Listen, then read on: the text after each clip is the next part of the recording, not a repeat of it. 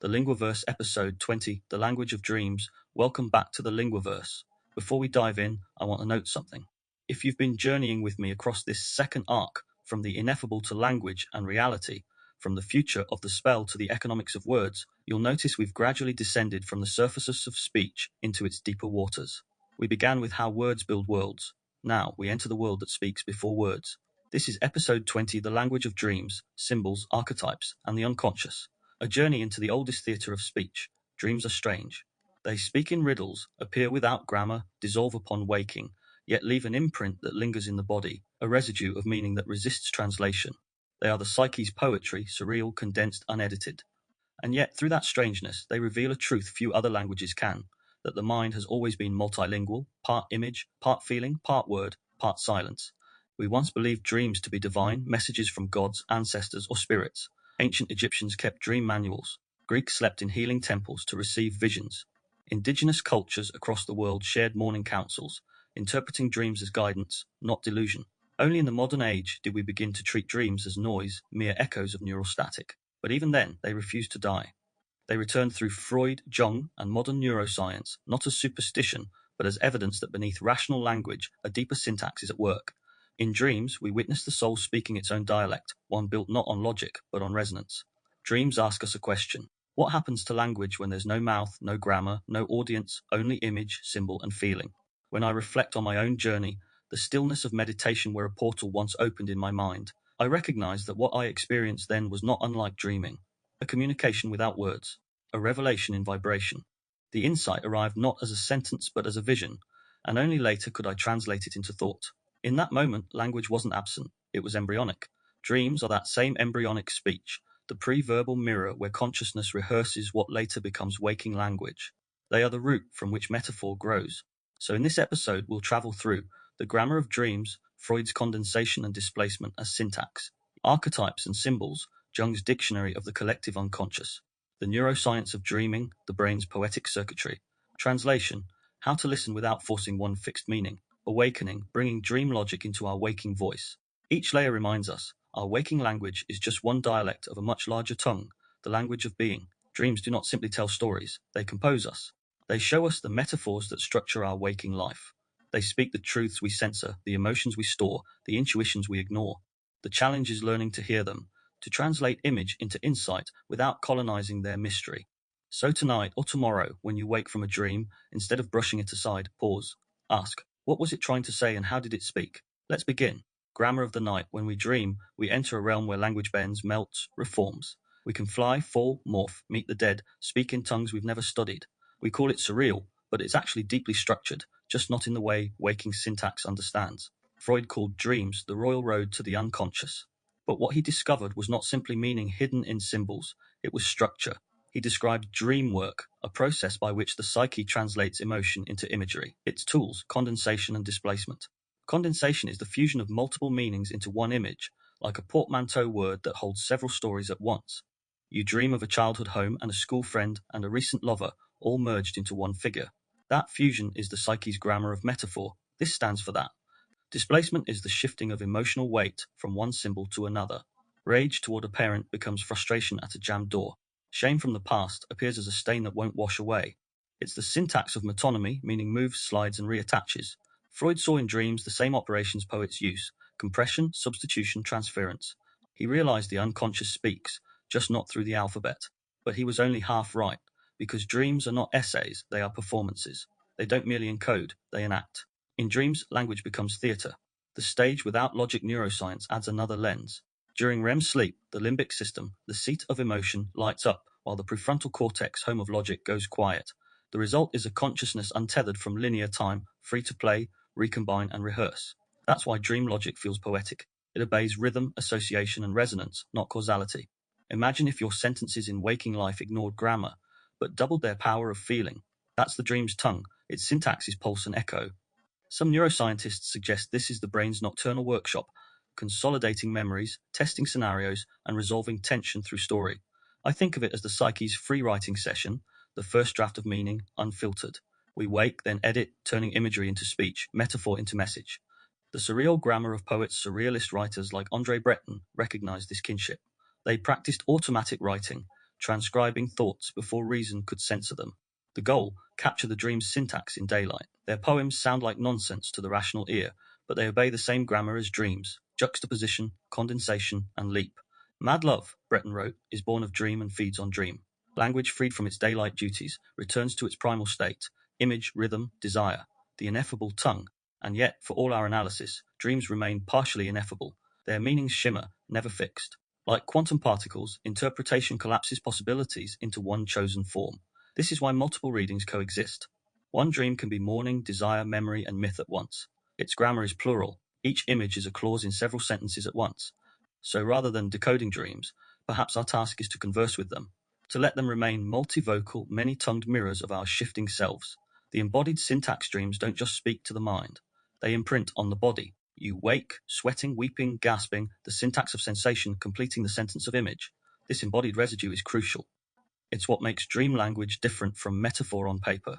It's alive, somatic, felt. In that way, dreams anticipate what I've called nervous system language, NSL, the recognition that communication is not only verbal but physiological. In dreams, the body is both author and audience, the mirror of intention. If dreams are mirrors, then perhaps they also embody the mirror-linguistic hypothesis, MLH, meaning emerges from reflected awareness. In the dream, we encounter fragments of ourselves mirrored through symbols. When we interpret, we're not translating foreign speech, we're recognizing our own reflection. Listening to the night, take a moment. Close your eyes, recall your last dream, even a fragment. What color was it? What emotion? What rhythm? Don't rush to decode. Instead, ask, how did it speak? Through image, motion, absence? This pause is the beginning of fluency. Dreams remind us, language is larger than letters. Before alphabets, there was imagery. Before dialogue, there was resonance. Before speech, there was vision. And so each night we return, rehearsing, remembering, relearning the mother tongue of the soul. Activity, dream poem practice tonight when you wake from a dream, or even recall a half-forgotten one. Take a pen and write a 5-line dream poem. Don't describe, evoke. Use image, sound, color, and feeling. Then read it aloud slowly. Notice what happens in your chest, in your breath, in your understanding. Sometimes the meaning isn't in the words you wrote, but in how your body responds when you hear them. That's dream grammar, felt not past, archetypes and universal symbols. If dreams are the grammar of the unconscious, then archetypes are its vocabulary, ancient, resonant, and endlessly adaptive. They are the shared symbols through which the psyche tells its timeless stories. And if grammar of the night revealed how dreams speak, our next part reveals what they're saying, the recurring characters, patterns, and metaphors that populate the theatre of the night. Across continents and centuries, humans have dreamt of the same motifs: falling, flying, teeth crumbling, doors opening, snakes shedding, floods rising, strangers calling our name. Even those who share no language, no culture, no history, report these same recurring images. That persistence suggests something profound. Beneath cultural difference, the human mind dreams in archetypes. Jung's vision, the collective unconscious. Carl Jung, the Swiss psychoanalyst, called these motifs archetypes, not just inherited images, but structures of imagination embedded in the psyche. They are the bones of myth, the scaffolding upon which culture builds meaning. For Jung, the unconscious was not a private basement, but a shared reservoir, a vast sea of symbolic potential, shaped by evolution, memory, and myth. When you dream of a wise old man, a nurturing mother, a devouring shadow, or a radiant child, you're not inventing, you're tapping in. The dream is drawn from the universal library. Archetypes, then, are not rigid templates but living potentials. They adapt their costumes to each era. The hero becomes the entrepreneur, the trickster becomes the hacker, the sage becomes the therapist, the shadow becomes the online troll. The same energy persists, only the surface syntax shifts. Jung's insight reframes dreaming as participation in a collective dialogue, your psyche conversing with humanity's oldest metaphors, the mirror-linguistic hypothesis in archetypal space. This is where the mirror-linguistic hypothesis MLH finds a home. If meaning arises through reflection, then archetypes are mirrors polished by countless generations. They reflect not only personal states but species memory. In this view, a dream image is not a private code to crack but a resonance field, your consciousness harmonizing with a universal tone. To understand an archetypal dream, you don't decode, you resonate. When a symbol lands, when it vibrates through you with that peculiar mix of awe and recognition, that's your nervous system saying, this is mine too. I've felt this before, across lifetimes, across tongues. It's not knowledge by definition, it's knowledge by reflection. This is where dream work becomes more than interpretation. It becomes listening. The symbol as bridge symbols, unlike signs, cannot be reduced to one meaning. A stop sign tells you to halt. Its meaning is singular. But a river in a dream could mean life, time, change, purification, danger, or transition. A symbol is a bridge, linking conscious and unconscious, personal and collective. In linguistics, Ferdinand de Saussure taught that signs are arbitrary. The word tree has no natural connection to a tree. But in dreams, symbols feel inevitable. The snake feels ripe for transformation. The house feels true as self. That inevitability is the mark of archetypal resonance. The unconscious chooses symbols with precision. They fit not by logic, but by essence. A universal grammar of story. Every culture has told the same myths with different accents. The hero's journey, mapped by Joseph Campbell, is one expression. Call to adventure, descent, ordeal, return. In dreams, we live these cycles nightly. Each trial, chase, fall, or flight is a rehearsal of transformation. Likewise, the shadow, the repressed self, the denied desire, the buried wound, emerges in dreams as pursuer, monster, or doppelganger. Its presence is not a threat but an invitation. Integrate me, and you'll be whole. Even objects carry mythic weight. Keys, doors, mirrors, labyrinths, each appears when a threshold must be crossed, a choice made, a truth faced.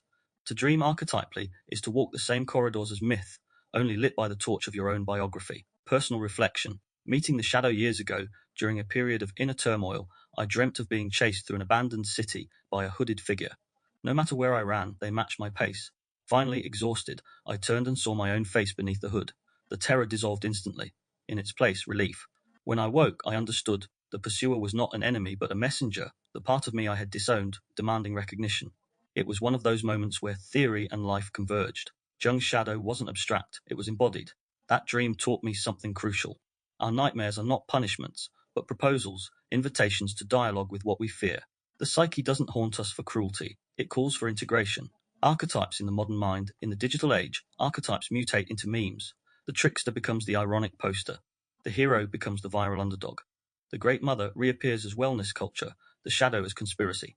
These mutations are not dilutions but evolutions, evidence that archetypal energy always seeks expression. Dreams remain the one realm where the archetype speaks unmediated, unfiltered by branding, unco-opted by capitalism. There, the psyche restores balance. This makes dream work an act of deprogramming, a way to remember the language beneath ideology. Linguistic parallels, deep structure, and mythic syntax. Noam Chomsky proposed that all human languages share a deep structure, an innate grammar encoded in the brain.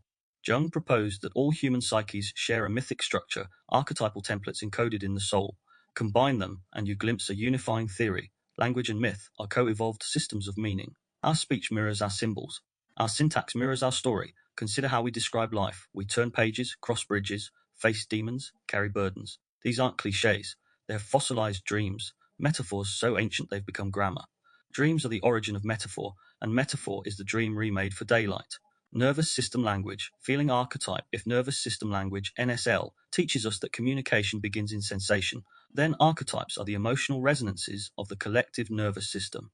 When you dream of falling, your stomach drops. That's not just an image, it's physiology. The body recognizes the archetype before the mind. In this sense, archetypal dreams are somatic translations, the unconscious speaking through felt experience. So when interpreting a dream, ask not only what does it mean, but where do I feel it? Meaning begins where sensation stirs. Dream work is ritual. In ancient cultures, dream interpretation was not therapy. It was ritual. Priests, shamans, oracles would listen and respond not with explanations, but with offerings, songs, and journeys. Dreams were not puzzles to solve, but relationships to honor. What if we treated our dreams the same way? Not as riddles to decode, but as guests to host. Each image arrives bearing a gift, sometimes wrapped in terror, sometimes in beauty. Our task is hospitality. This ritual stance aligns with both MLH and NSL, reflect, resonate, regulate. Listen, don't conquer. Practice. The archetypal dictionary tonight, record a dream. Instead of reaching for a dream dictionary, create your own. 1. Write down each symbol. 2. Ask, what feeling does it carry? What memory? What story? 3. Let multiple meanings coexist. Contradiction is fluency. Over time, you'll build a personal lexicon, your psyche's own dictionary, alive, evolving. This is the art of bilingualism between worlds, learning to speak both waking word and dreaming image. Archetypes remind us that the unconscious is not chaos, but cosmos, a living order older than alphabets. When we dream, we re-enter that order. We become translators between two realms, the silent depths and the speaking surface. Dreams give us the metaphors by which we live. They show us that language didn't emerge fully formed. It crystallized from image, from rhythm, from myth. To study dreams, then, is to study the root of speech itself, and perhaps to remember that the oldest words were never spoken, they were felt, seen, dreamt. Activity, archetypal dialogue. Choose one dream figure, friend, foe, guide, or stranger. Sit quietly and imagine them before you. Ask one question. What do you want me to know? then write their answer without censoring, without editing. You may be surprised how fluent your unconscious has always been, translating the unconscious. Neuroscience, narrative, and the night mind dreams have often been treated as riddles, strange transmissions from a secret world. But the more I've studied language, consciousness, and physiology, the more I've come to see dreaming not as a cryptic anomaly, but as a continuation of our everyday grammar, just one freed from daylight's rules. The night mind, unlike the waking mind, doesn't need coherence. It speaks in rhythm, association, emotion, and image. It is poetry unbound by syntax, and yet there is structure. Beneath the surreal juxtapositions, we can trace a kind of neural grammar, the rhythms of REM cycles, the choreography of memory consolidation, the metaphoric dance between amygdala and prefrontal cortex. The unconscious doesn't babble, it composes. To translate the unconscious, we must learn a new linguistic art, one that listens across hemispheres, across timelines, across layers of self. The physiology of dreaming. The brain, as storyteller modern neuroscience, has illuminated what the ancients intuited, that the dream is a stage built from neuroelectric theatre. During REM sleep, the brain lights up like a midnight city, visual cortices alive with color, limbic systems surging with emotion, prefrontal logic dimmed. The default mode network, the constellation associated with self-referential thought, becomes active, generating narrative threads. Meanwhile, the dorsolateral prefrontal cortex, seat of reason and inhibition, quiets down, allowing the mind to wander beyond censorship. This cocktail of activation and suppression creates ideal conditions for metaphor. Freed from logic but charged with feeling, the mind begins to weave symbolic syntax, stitching memories, desires, and fears into narratives that resemble myth. Neuroscientist Eric Hol's overfitted brain hypothesis suggests dreams act as a form of data augmentation, a way for the brain to avoid overfitting to daily experience by simulating variation. In essence, dreams keep the mind creative, generating analogies and alternatives.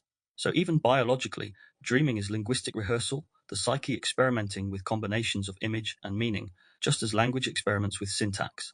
The linguistic turn, dreams as proto-narrative. When I first began mapping my own dreams linguistically, I noticed something strange. They often followed narrative arcs, not random noise, but story-like sequences with exposition, tension, climax, and resolution. Sometimes these arcs mirrored mythic motifs. Other times, they mirrored my waking life, but reframed, shifting roles, condensing timelines, reassigning symbols. Dream linguistics, if such a field could exist, might chart these patterns as unconscious syntax. The dream's grammar isn't based on words, but associations. In place of conjunctions, there are emotional bridges. In place of tense, there is timelessness. For instance, falling in a dream doesn't just signal fear. It connects loss of control, release, and gravity in a single embodied metaphor. A house isn't a noun, it's a clause. I'm the structure I live in. In this sense, each dream is a sentence of the soul, constructed from symbols rather than syllables. The feedback loop language and dream shaping each other, dreams shape language, and language in turn shapes dreams. The words we have available influence the imagery our mind selects. This was confirmed by research in cognitive linguistics and linguistic relativity.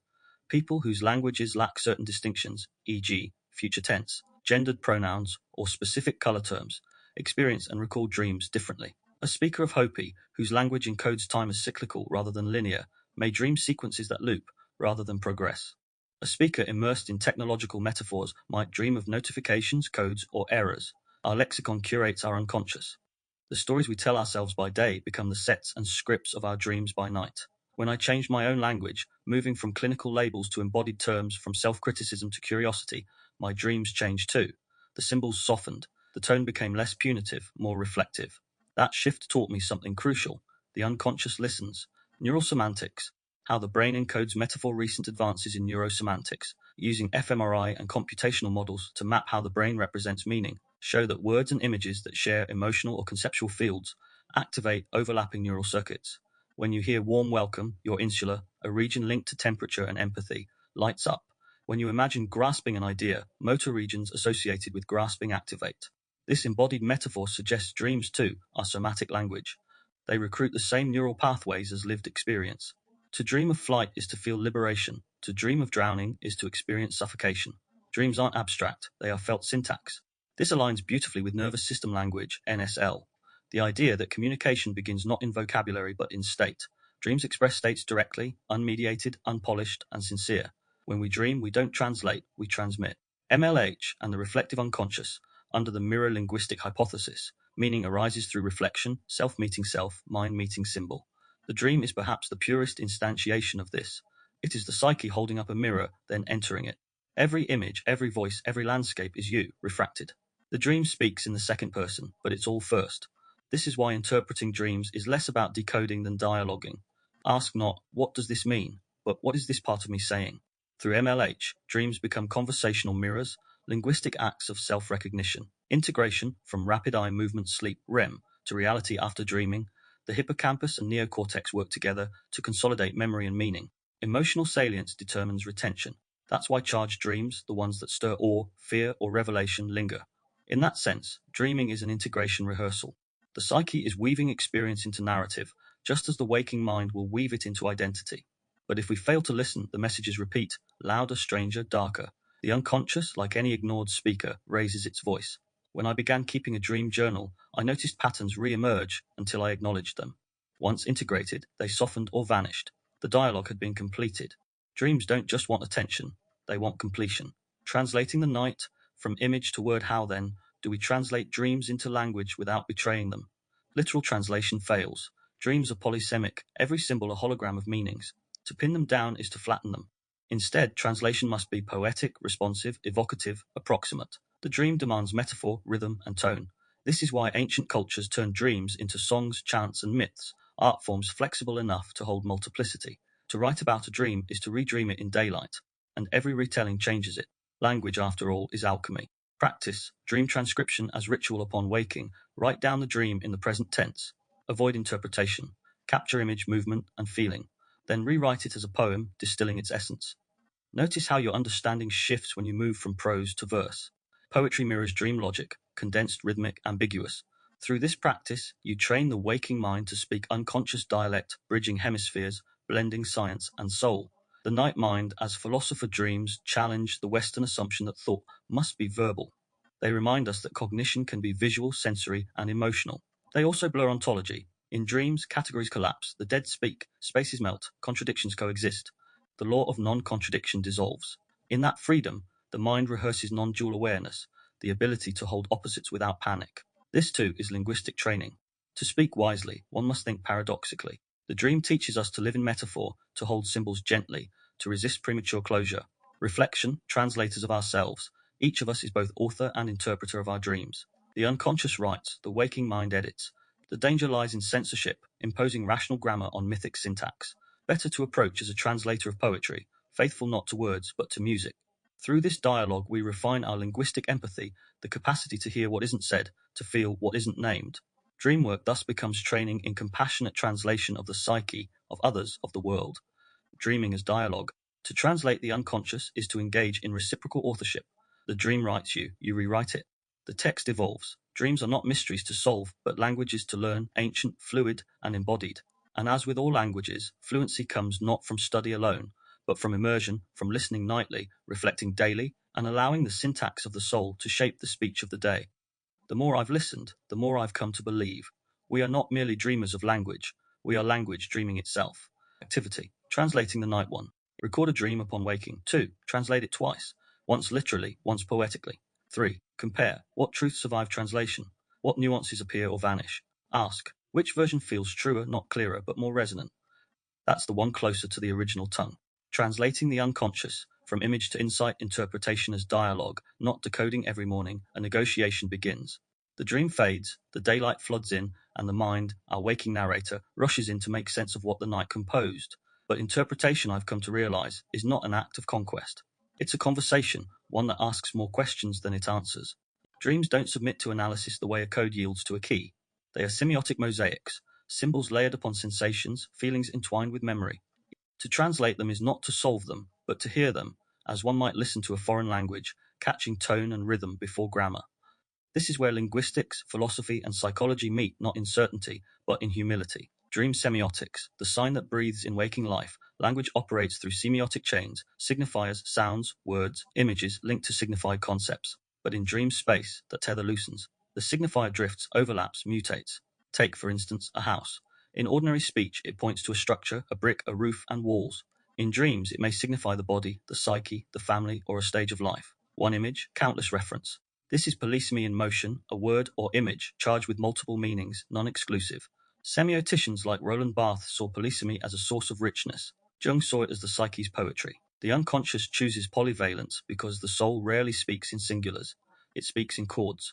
So when translating dreams, the first rule is this: never stop at one meaning. If an image feels too easy, it's probably wearing a mask. Signifier versus signified, a moving target in Saussurean linguistics. The signifier, form, and signified concept are bound arbitrarily. In dreams, this arbitrariness becomes alive. The link is fluid, emotional, and personal. A snake might mean danger, transformation, sexuality, or wisdom, depending on one's culture, past, or moment in life. The sign shifts with the dreamer. Freud sought universals, cataloguing symbols like a dictionary. Jung, by contrast, urged contextual reading, each dreamer a unique text. I lean toward Jung's humility. Meaning lives in relation, not prescription. Symbols evolve as we do. This is why dream books fail. They fix what is fluid. The dream doesn't want to be understood. It wants to be witnessed. Hermeneutic humility, the art of listening. Practice hermeneutic humility is to approach the dream as one might a sacred text, reverently, playfully, without demand. Interpretation becomes a dialogue between waking and unconscious selves. The dream offers, the ego responds. The ego questions, the image replies in echo. Sometimes the reply isn't verbal, it's a shift in mood, a new association, a bodily sigh. This is where nervous system language, NSL, enters. Rather than leaping to intellectual analysis, we first feel the image. What happens in the body when you recall it? Does your chest tighten? Is your breath slow? Each sensation is a sentence. NSL teaches that comprehension begins in regulation. Only when the nervous system feels safe can insight unfold. The mirror-linguistic hypothesis in dream work under MLH, language, and thus meaning emerge through reflection. The dream, in this view, is a mirror language. The psyche speaking to itself through symbols that echo waking concerns in disguised form. Dream interpretation, then, is a conversation between mirrors. The image presents a feeling. The conscious mind offers words. Together they find synthesis. When a figure appears hostile, ask, what part of me does it reflect? When a place feels familiar yet strange, ask, where in my life do I feel this doubleness? Each symbol, mirrored gently, reveals not truth, but relationship. Ego versus body, two translators. One text dreams can be read through two primary lenses: egoic cognition and embodied intuition. The ego seeks narrative. It asks why, and what does this mean about me? The body seeks resonance. It asks, how does this feel? And what memory hums beneath this image? Both are translators, but they speak different dialects. The ego's version may be tidy but partial. The body's version may be cryptic but alive. To integrate them is to weave analysis with sensation, a practice Jung called active imagination and somatic therapists now call embodied reflection. Together, they turn interpretation from autopsy into alchemy. Active imagination. Dialogue across thresholds. Carl Jung's method of active imagination invites dreamers to re-enter the dream consciously, to speak with its figures, walk its landscapes, and ask its symbols what they want. This isn't fantasy, it's linguistic integration. The unconscious becomes co-author, not subject. A burning tree might say, I carry the fire you repress. A child might whisper, I am the curiosity you abandoned. By giving voice to images, we allow them to rejoin the lexicon of the self. The dream no longer floats as myth, it becomes language lived. Somatic tracking. Listening beneath words. Modern trauma theory offers a complement. Somatic tracking, Porges, Levine, Ogden. Instead of asking, what does this symbol mean? We ask, what does it do in my body? As we recall the dream, we scan gently, noting warmth, contraction, pulse. Each bodily response is a nervous system phrase, expressing what words cannot. When we name the sensation, there's heaviness in my chest, and stay with it, regulation follows. The body feels heard. Thus the act of translation is twofold. 1. Mirror the image, MLH reflect its message. 2. Regulate the feeling, NSL translate it into safety. Dream work in this sense becomes bilingual, psyche and soma, intuition and intellect, vibration and vocabulary. Integration. The dream as dialogue once mirrored and felt, the dream's message integrates. The symbol no longer demands attention through repetition. It becomes part of waking language. This is why recurring dreams often fade once acknowledged. The psyche stops shouting once it's been heard. Integration transforms dream fragments into living metaphors, phrases we can carry, apply and embody. A storm becomes catharsis, a journey becomes growth, a fall becomes surrender. Each translation enriches the lexicon of the self. Reflection prompt, translating without taming. When translating dreams, beware the urge to tame mystery. A good translation preserves ambiguity. Poet Rilke once said, learn to love the questions. The dream thrives in questions. Our task is not to master dream language, but to become multilingual in being fluent in logic and lyric, mind and body, waking and sleeping speech. Activity, the double interpretation. 1. Choose one symbol from a recent dream. 2. Ego translation, write what you think it means, analytically, rationally. 3. Body translation, close your eyes, recall the image, notice sensations. Write from that place. 4. Compare. Where do they diverge? Where do they meet? In the tension between them lies synthesis, the dream's living meaning. Translating the unconscious is less about mastery than mirroring gently. Each image is a messenger, not a puzzle. Each feeling is a phrase awaiting patience. Through MLH, we reflect meaning. Through NSL, we embody it. Together, they offer not just comprehension, but communion, a way of speaking with the self that dreams and the self that wakes, until both learn each other's tongue. Living symbolically, carrying dream language into waking speech. When I first began to study dreams seriously, not as curiosities but as communications, I realized how quickly the insights faded once I began the day. The rush of light, the scroll of notifications, the endless catalogue of waking concerns, all of it conspired to bury the night's quiet messages. Dreams, I found, speak softly. They demand a listener, not a manager. And the more I listened, the more I noticed something subtle but transformative. The tone of a dream lingers. Even when its imagery dissolved, its emotional atmosphere shaped my morning like weather shapes a landscape. That realization changed everything. I stopped asking, what does this dream mean? And began asking, what mood does this dream carry, and how can I walk with it? That is the essence of awakening the dreamer, learning to live symbolically. The dreamer's morning messenger. Most of us treat dreams as nocturnal theatre, entertaining, strange, or unsettling, but largely irrelevant to daily life. Yet many ancient and indigenous cultures have held a radically different view. In indigenous Australian traditions, the dreaming, or dream time, is not a separate realm but the deep template of reality, a mythic continuity that underlies all waking experience. Every gesture, every encounter, echoes an eternal story. To live rightly is to walk in alignment with that deeper narrative. In Iroquois and Ojibwe practices, dreams were considered messages from the soul, ancestors, or spirit allies, not to be ignored but enacted. Morning dream councils invited each member of the community to share their night visions, so the group could help discern their significance. A dream of water might prompt a journey to the river. A dream of conflict might inspire reconciliation. In these traditions, to dream is to receive instruction. The dream is not fantasy, it is pedagogy. Contrast that with modernity's shrug. It was just a dream. In dismissing the symbolic, we impoverish our emotional literacy. What if instead we treated dreams like letters from the unconscious, to be read aloud at breakfast? Metaphor as guidance. Every dream speaks in metaphor, and metaphor, at its core, is a way of thinking. Cognitive linguists George Lakoff and Mark Johnson showed how everyday concepts, such as time, emotion, and morality, are structured by metaphor. We grasp ideas, fall in love, wrestle with problems. Dreams extend this metaphorical grammar beyond waking logic. They make living metaphors of us. If I dream of driving a car that won't stop, my psyche might be saying, you're moving too fast. If I dream of a locked door, perhaps, you're avoiding something. If I dream of flight, unburdened, a part of you is ready to ascend. These aren't riddles to solve, but metaphors to inhabit. By recognizing dream imagery as a living metaphor, we allow the unconscious to seed language for the day ahead. That's why poets often feel at home in dream work. They already think in symbolic syntax. To live symbolically is to become one's own poet, turning experience into verse. The poetic mindset. To awaken the dreamer is to cultivate a poetic mindset, one that listens for resonance rather than certainty. Poetry doesn't demand definitions, it invites participation. It leaves room for the unsaid, so do dreams. When I wake from a vivid dream, I no longer rush to dissect it. I let it speak in tone first. Was it tender or tense? Expansive or claustrophobic? Light or shadowed? Then, I mirror that tone through language choice. If the dream felt delicate, I soften my voice. If it was filled with wonder, I let that curiosity infuse my speech. If it carried a warning, I speak more deliberately, mindful of consequence.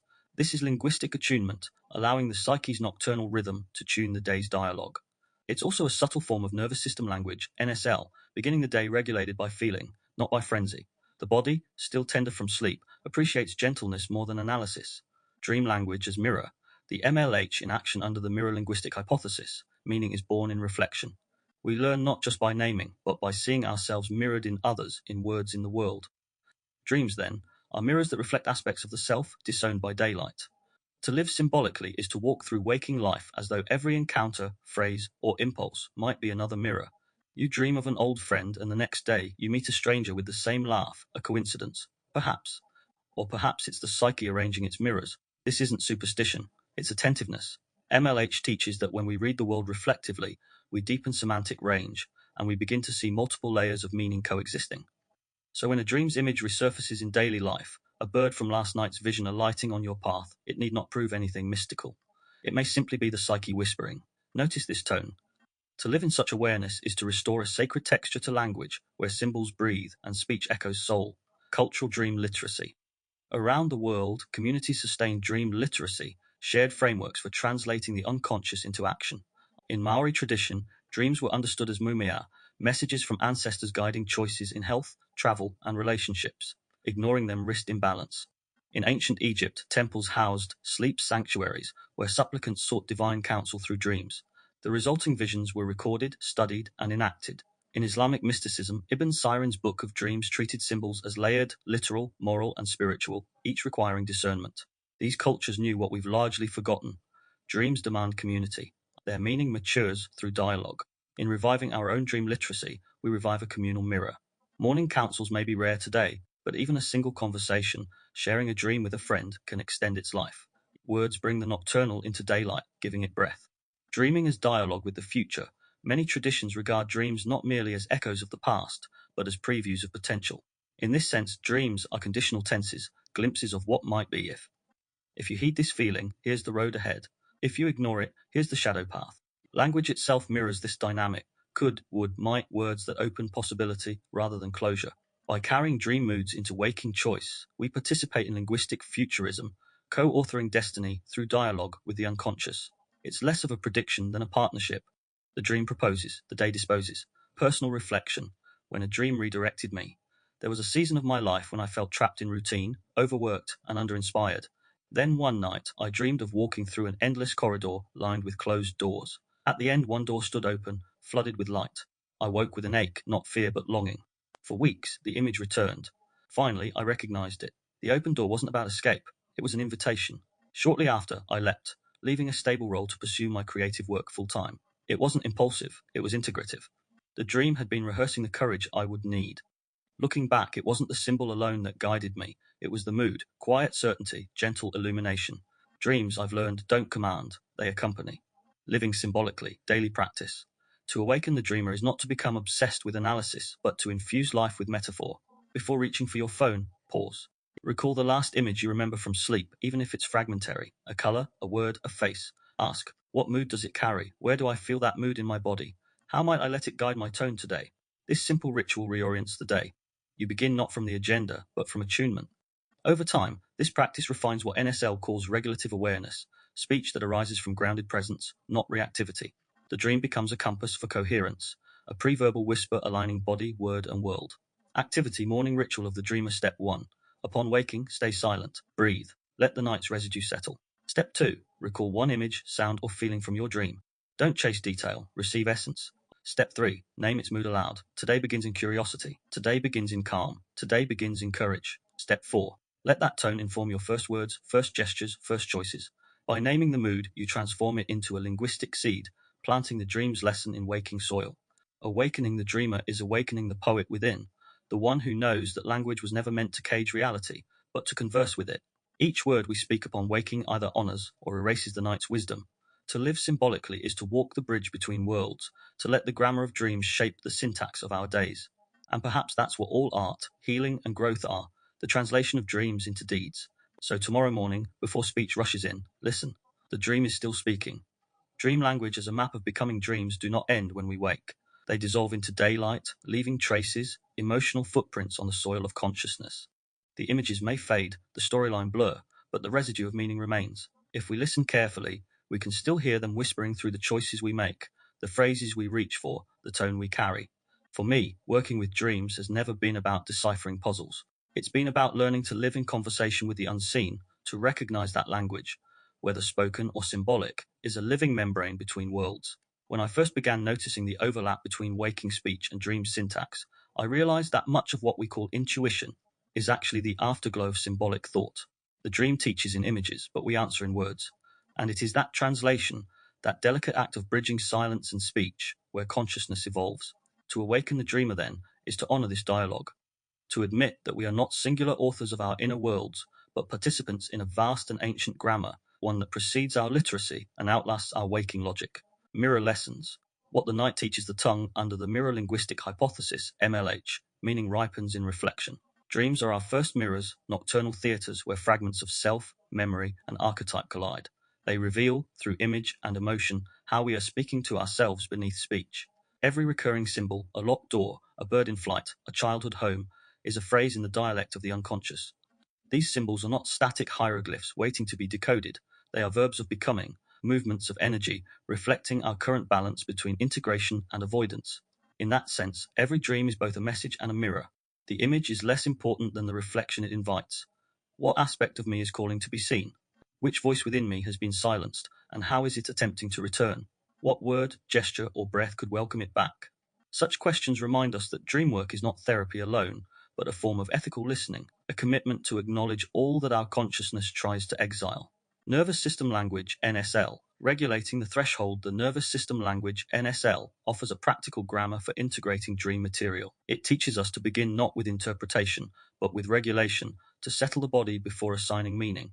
In practice, this means sitting with a dream sensation before dissecting its symbols. A nightmare may tighten the chest, a flight dream may lift the breath, a grief dream may sink the stomach. To speak from these places too soon risks projection. To breathe through them invites clarity. I've learned that when I wake in the tremor of a dream, my first act should be presence, not analysis. A hand on the heart, a breath that lengthens. Only then can the dream's wisdom cross the bridge into words without distortion. This is the essence of NSL, to let language emerge from coherence, not chaos. The psyche, after all, speaks best when the body listens. Lessons in silence dreams also teach us the eloquence of silence. Many of the most transformative dreams carry no dialogue at all, only atmosphere. A silent forest, a gaze was exchanged, the sound of wings in the distance. These moments remind me that not all communication demands articulation. Sometimes the most truthful speech is the absence of speech, the held breath before meaning congeals. In my own journey, there were nights where silence became syntax, where the space between images said more than any symbol could. That silence followed me into waking life, reshaping how I listen, how I pause before speaking, how I trust what does not need to be explained. If language is the architecture of thought, silence is its foundation. Dreams rebuild that foundation each night, reminding us that to speak with integrity is first to listen to the unsaid. The economy of meaning. As we explored in the economics of words, every utterance spends something. Attention, energy, and presence. Dreams return us to a gift economy of meaning, where symbols are offered freely, not traded for approval or performance. In dreams, there is no branding, no optimization, no need for likes or clicks.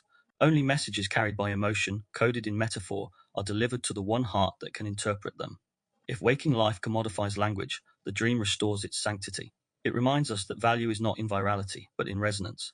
By carrying that ethos into our daily speech, we become stewards of a rarer currency, words minted in authenticity, exchanged in empathy.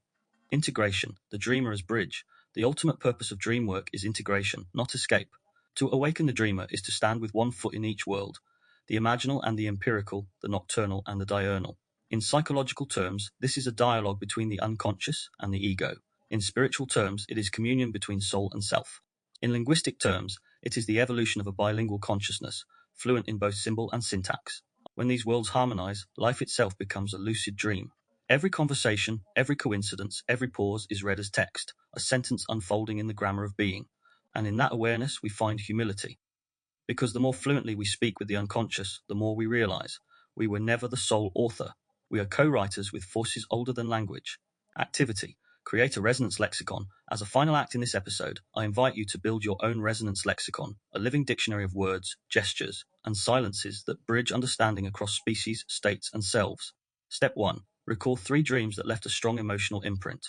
For each, identify one symbolic element, an image, creature, or object that still vibrates in memory. Step 2. Write down the feeling tone of each symbol, e.g., the wolf equals vigilance, the sea equals surrender, the staircase equals striving. Step 3. Now for each tone, find a corresponding gesture or breath, a way your body might express that state wordlessly. Step 4. Combine them into your lexicon, not as translations but as touchstones. Each entry becomes a bridge between dream and waking life, between word and sensation. Over time, this lexicon will evolve into a personal grammar of resonance. Use it when words falter. Let it remind you that meaning is not confined to speech. All language is borrowed breath. As we close this journey through the language of dreams, I return to a truth that has followed me since my earliest awakenings. Every word we speak is borrowed breath. Language is not a possession, it's a participation. Each phrase we utter rides on air we did not create, shaped by vocal cords tuned by evolution, carrying vibrations through a medium shared by all beings. To speak, then, is to collaborate with the earth, with history, with silence. Dreams remind us of this interdependence. In their boundless theatres, we encounter not only our private fears and desires, but the collective symbols that bind humanity across millennia, the serpent, the flood, the tower, the light. These archetypes are cross-cultural verbs. They move through time, evolving form, but not essence. They remind us that while our languages differ, our mythic syntax is shared. And so as we wake from this episode, we wake also into a deeper responsibility to use words not merely to describe but to restore, to let our speech echo the care with which dreams craft their messages, to make every conversation a small act of reverence, dreams, revolt, and the return of the voice. But there is another current flowing beneath this reflection, one that will rise to the surface in our next episode, because if dreams are the private poetry of the soul, revolt is its public chorus. Just as the unconscious sends symbols to correct imbalance within, societies birth movements to correct injustice without, and both begin in language. Every revolution starts with a renaming, enslaved people rewording scripture into spirituals of survival, queer communities encoding identity into slang and gesture, dissidents whispering forbidden metaphors under totalitarian rule, protesters chant rhythms that bypass censorship and ignite unity. These are dreams spoken aloud, symbols turned slogans, archetypes mobilized. In episode 21, The Language of Revolt, Protest, Code and Coded Speech, we'll trace how the same forces that shape dreams, metaphor, resonance, intention, animate movements of liberation. We'll explore how chants, graffiti, and encrypted memes become the syntax of resistance, how the oppressed reclaim grammar as ground, and how to speak truth under tyranny is itself a spell of awakening. Because just as the dreamer must confront the shadow within, the rebel must confront the silence without. And in both, the journey begins with a word. Final reflection tonight. When you close your eyes, remember, the psyche is still speaking. Every image you'll see is part of a sentence too vast for daylight. Every breath you take in sleep is another syllable in the story of becoming. When you wake, listen not just with ears, but with presence. Let the dream's grammar guide your voice. Let its metaphors soften your certainty. Let its silence teach you restraint. Because to awaken the dreamer is to awaken the world. And as you step into the waking world, carry this truth gently. Every dream is a draft of a better language, one written in empathy, breathed in awe, and spoken in freedom. Until next time, stay curious, stay listening, and remember, even silence has grammar. You've been listening to the Linguaverse, James Miller.